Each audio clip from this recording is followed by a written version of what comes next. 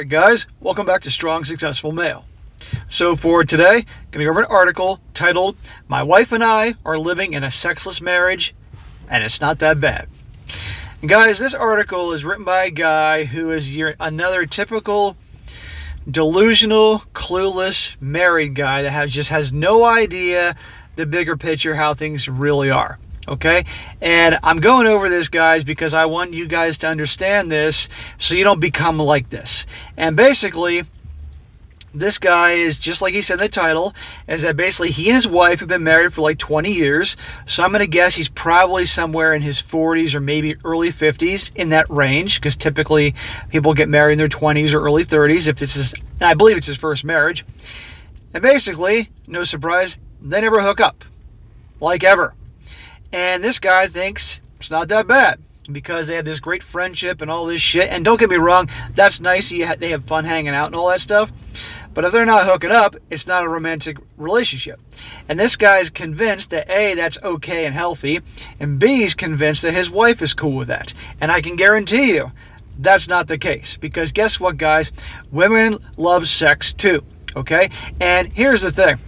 Your average guy, he is used to the fact that he can go through different dry periods where he's not getting laid. When he was a teenager in his 20s and so forth, because your average guy can't just get some ass when he wants to like that.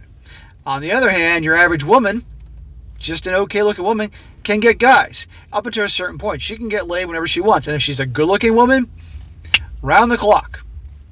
Anytime, any place. Okay? So women aren't so used to these, droughts or dry spells the way a guy can, in the sense they can get whenever they want. So in a marriage where this situation here, where he's convinced that she's cool with it, and you're going to see that he's going to say she has a lot of things like headaches and stuff like that getting in the way of her obviously wanting him and them having sex. I guarantee you that probably is not the case. I guarantee you that she's constantly saying that she has headaches, which is the reason why, migraines, which is why they're not having sex. I think it's bullshit. I think she's not attracted to the guy, and she's getting dick someplace else. But this guy is this clueless to think that that's, not happening, really. So I'm going to go through this, guys. With this article, you're going to see what I'm talking about, and I'll point these things out. So it starts off, the other night in bed, my wife gazed into my eyes and then recoiled in horror. Your eyebrows, she said. What happened? It's all too true. Over the last couple weeks, it seems like my eyebrows have reached some sort of hideous aging threshold and have turned into an old man, bushy 8 brows. All thick and bristly and intense. I wagged them suggestively.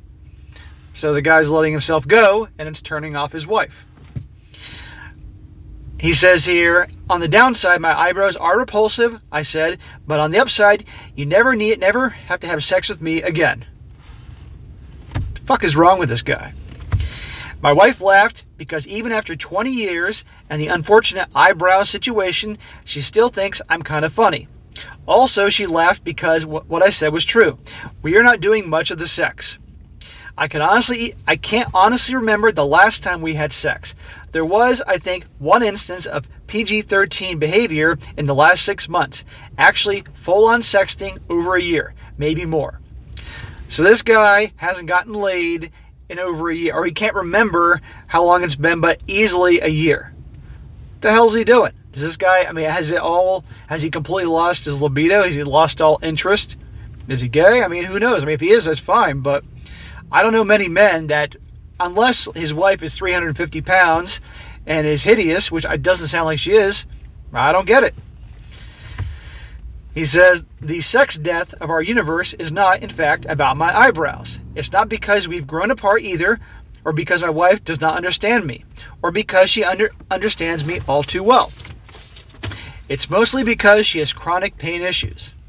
Over the last few years, her occasional migraines have stopped being occasional and become an everyday, twice on Sundays, sometimes more than twice on Sundays, gauntlet of pain and despair. Cannabis helps, but despite a lot of doctor's visits, she hasn't gotten much relief. Working is difficult, sex is more difficult than that. Sure. I'm sorry, I just don't buy this bullshit. I think that is a convenient excuse. Guys, how many guys have been in a marriage, or in a marriage right now, where let's just say before you guys walked down the aisle, you guys were hooking up left and right like Catholic rabbits, okay? Breeding, you're hooking up like teenagers. And all of a sudden you get married and all of a sudden she's lost interest, okay?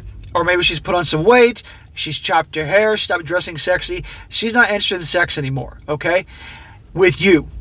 Why? Because she doesn't have to do it as much because she got you to marry her, okay? And also, but here's the deal.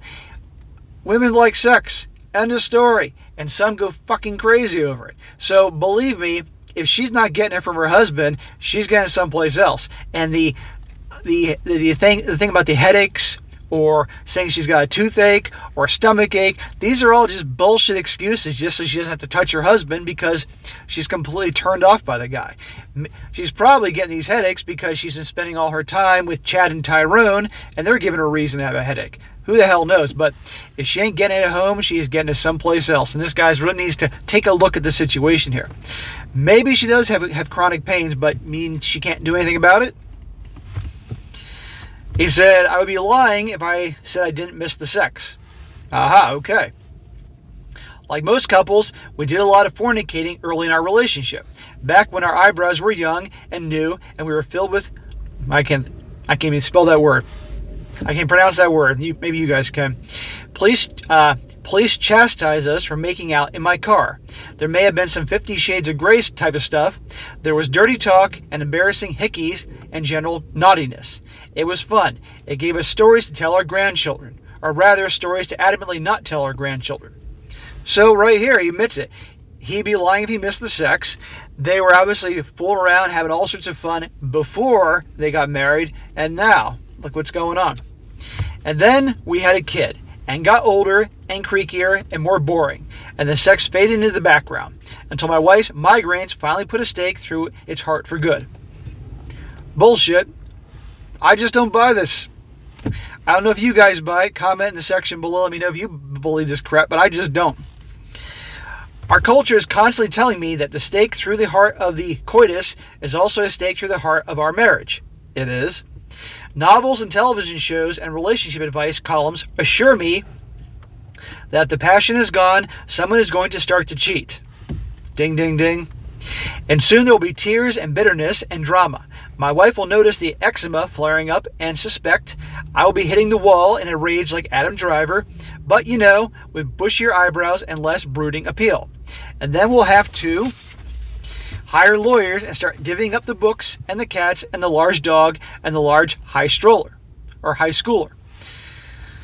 So he knows. He knows that people talk about this. There's obviously for a reason that it's known that if you're not hooking up, something's up there, and probably somebody's either cheating or thinking about it. It's only a matter of time.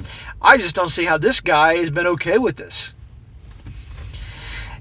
It's true that the future is always in motion, and you never know when you're going to turn into Adam Driver.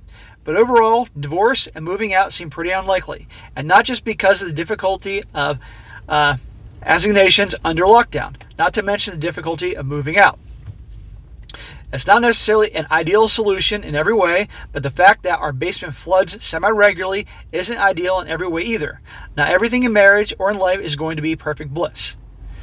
Well, you can work to try to improve the situation, but if your wife, or in the case of a woman has a situation with the guy, isn't working with you to better the situation, you need to take a serious hard look at the situation. But if you're married, you're supposed to be in a romantic relationship, husband and wife. You got to be hooking up, and if you're not hooking up, something's he's missing out on this, which obviously isn't fair to him.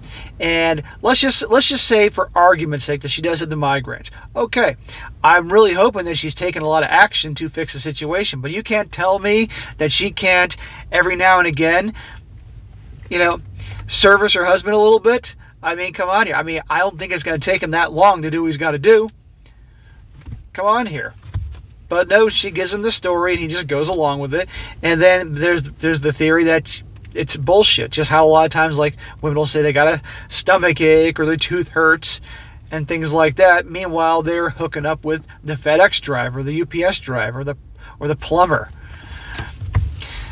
People think, I get comments all the time that I'm negative or I'm pessimistic, and just, guys, I have heard it all. I've heard it all, and I've seen a hell of a lot, and this stuff happens, okay? That's why I bring these things up. That's why I talk about them. That's why I call bullshit when something doesn't seem right. And plenty of you guys have lived long enough to see these things too. That's why I'm going to say this here. But I do resent all the cultural scripts that tell me that I'm boring or broken or that my marriage is doomed because I'm not doing it enough. Somebody's a little sensitive here. I'm all for normalizing kink, but we should also be willing to normalize kinklessness. Lots of sex isn't a moral failure. Weird sex isn't a moral failure, and not having sex isn't a moral failure. The amount and kind of sex you don't have to define a relationship or a marriage. This guy is definitely defensive and as thin-skinned over this issue, because I guarantee you that it's come up probably with friends or who knows what. But instead of standing up for himself, he's not doing that, and it's easier just to, bitch about it a little bit. He goes on, because sex or no sex, I love my wife. She's my sweetheart still, the person who I want to lie down beside each night, and my cuddle partner. Aw, cuddling. There is no one I would rather laugh with about not having sex. We've been together for more than 2 decades, and we had maybe 2 fights in all that time. We share cats, we share books, we share the large high schooler. I still make her laugh, and vice versa. Sex just isn't that important a thing. If I'm given the choice of sex with someone else or no sex with my wife, it wouldn't be close. I choose my wife every time, and I do so every day. So basically, their relationship, their marriage, sounds like friends. That's it. But like I said before, women love sex too. And believe me, if she was used to, when she was younger, getting it, and she's not anymore, believe me, she's going to get it someplace else. But this guy, the way he talks, the way he is making his jokes about his eyebrows, he sounds like a corny guy. He's that guy that makes jokes and the women will laugh at, but they don't see it in a sexy, funny kind of way. They see it in a corny, funny way. And generally, women love to laugh, don't get me wrong, but if you're being corny about it, it's not the same way. It's not going to turn them on. Okay, and she just sees this guy as a friend, a provider, and all that. And this guy just doesn't see the bigger picture, and he's defensive. I got a friend like this. This guy really does sound like a friend of mine who is corny, and believe me, they're not hooking up. So it is what it is, and he's not happy about that. But at the end of the day, he's just going to be corny about it and just make excuses and all that. But at the end of the day, guys, if you're going to do relationships, if you're not hooking up, it's not a romantic relationship, and you might as well you're just buddies, okay? And if this guy was truly okay with it, that's one thing, but obviously he made it clear, reading between the lines, he's not okay with it, but he's not standing up for himself and doing what he has to do. So, guys, don't be that way. Don't be so delusional and so clueless to think that, she's cool with it and everything. No, she's not. She's probably getting some FedEx dick or something like that. So just be aware of this. Be careful. Don't be this guy. But again, this is why I tell you guys, one of many, many reasons, don't get married. Okay? There's plenty of other reasons, but one of the big stereotypes about pretty much the sex goes away once you get married, or it's very, very bare minimum. It's the most boring type possible. It's quick and done. That stereotype is pretty dead on, okay? Not every time, but pretty dead on. And there's countless guys all around the world that are watching this that either are married now or were married and can 100% agree that's how it is. So just think about that stuff to you young guys that haven't been married yet before you think it's a great idea to sign on the dotted line, put a ring on her finger, and think everything's going to be as wonderful as it was going forward after we get married, because I guarantee you statistically it's not going to be. Don't be that guy. So, all right, guys, that is it for today. Be sure to comment down below. Let me know what you think about this, and be sure to like the video, share it with your friends, and subscribe. And I'll catch you next time.